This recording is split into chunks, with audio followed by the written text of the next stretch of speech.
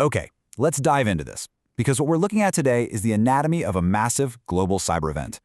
Welcome to our explainer on the WannaCry ransomware attack. Imagine waking up, grabbing your coffee, turning on your work computer, and bam, instead of your familiar desktop, you're greeted by a bright red screen demanding a ransom. Now imagine that exact same nightmare happening to hundreds of thousands of people, huge businesses and critical infrastructure all at the exact same time. Back in the spring of 2017, this wasn't some hypothetical sci-fi scenario. It was a very real digital plague that swept the globe and fundamentally changed how we look at cybersecurity forever. To really wrap our heads around the sheer magnitude of this event, we've got to look at the raw numbers. And honestly, they are staggering. Over 230,000 computers were rapidly infected. Just visualize that for a second. We aren't talking about some slow, creeping virus that took months to spread. No way. WannaCry moved like wildfire through dry brush. Within hours of the initial outbreak, screens in offices, factories, and homes were locking up one by one. It was an incredibly aggressive, self-replicating worm.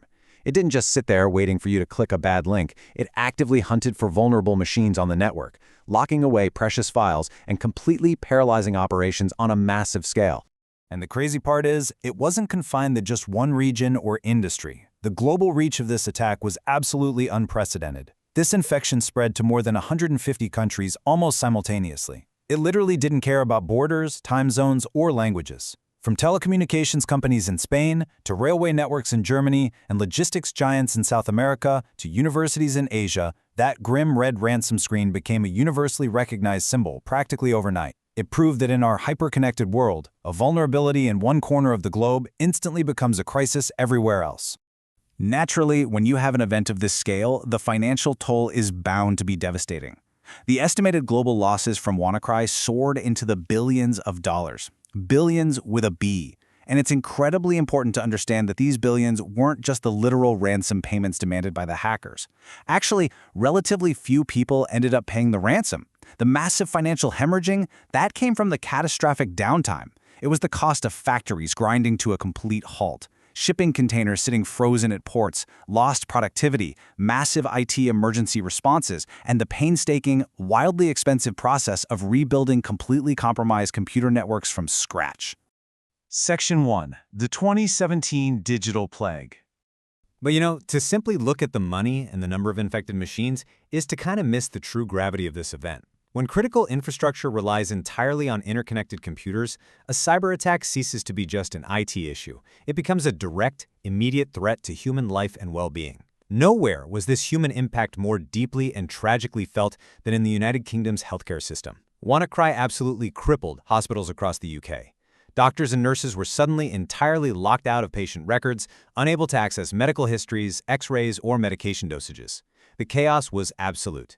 The attack literally forced hospitals to turn ambulances away, diverting them to other facilities. Crucial, life-saving surgeries had to be abruptly canceled. This wasn't just data being held hostage. This was patient care being completely paralyzed, putting thousands of lives in direct jeopardy simply because a computer screen had been locked by an anonymous attacker. Section 2. Ransomware. The Locked House. So how exactly did this happen? What kind of malicious attack is even capable of causing this level of global devastation? Well, to understand WannaCry, we really need to understand the mechanics of ransomware. By definition, ransomware is a type of malicious software designed to block access to a computer system or your personal files until a sum of money is paid. It works through a process called encryption. Essentially, the software scrambles all of your data into an unreadable mess of code. The attackers hold the unique mathematical key required to unscramble it, and they promise to hand over that key only if you pay them, usually in a difficult-to-trace cryptocurrency like Bitcoin. And this brilliantly illustrates the concept if you think about it in physical terms. Imagine leaving for work, and while you're gone, a criminal doesn't just break into your house to steal your TV. Instead, they change all the locks on your front door, leave a note on the porch demanding $10,000 in cash, and absolutely refuse to give you the new key until you pay up. All your belongings are still inside, perfectly intact, but you are completely locked out of your own life. That is exactly what ransomware does to your digital life. It locks your digital house and holds the key hostage. Section 3. A Recipe for Disaster. Now, ransomware had definitely existed well before 2017, so why did WannaCry explode into such a catastrophic, unprecedented disaster?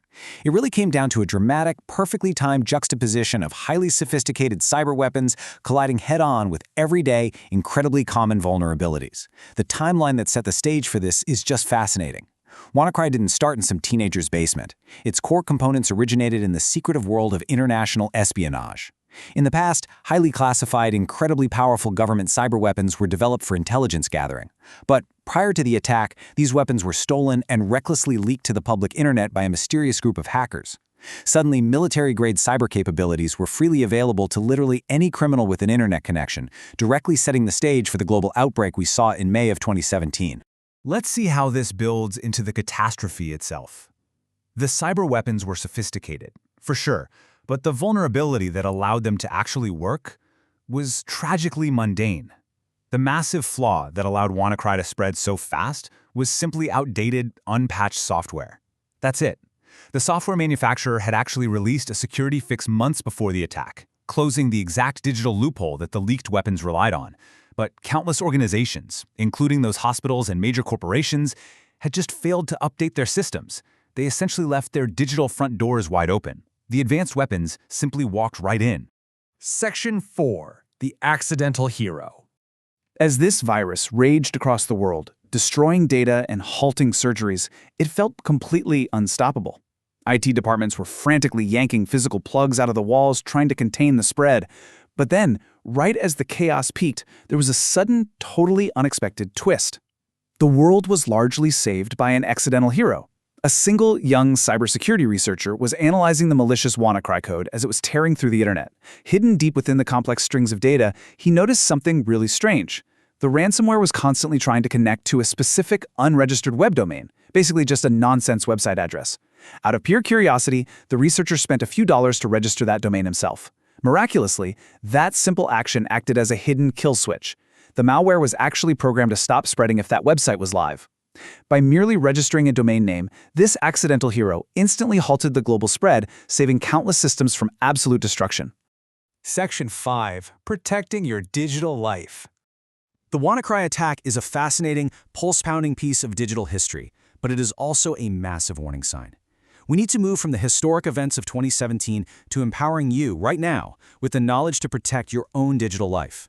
Because the criminals haven't stopped, they've only gotten more sophisticated. So the crucial point is that protecting yourself is entirely achievable if you follow these 3 critical defense strategies. Step 1. Implement backup strategies. Keep a secure, offline copy of your most important files. If you have a backup, the criminals have zero leverage. You already have a spare key to your data. Step 2. Ensure software updates. Remember, outdated software was the root cause of the entire WannaCry disaster. When your computer or phone asks to update, let it. Those updates are fixing the broken locks on your digital house. And step 3, maintain phishing awareness. Don't click on suspicious links or download attachments from unknown senders. That is still the most common way hackers sneak ransomware into your system in the first place. WannaCry showed us exactly what happens when we take our digital security for granted. It brought global commerce to a halt and put patient lives at risk, all because basic precautions were ignored in the face of advanced threats. So, thinking back to our locked house analogy, I want to leave you with this final provocative thought. Look at your own digital habits today. Are you absolutely sure your digital front door is locked and bolted, or are you inadvertently leaving the key right under the welcome mat? Protect your data, update your systems, and never stop learning about the digital world around you. Thanks for joining me on this explainer, and I'll catch you next time.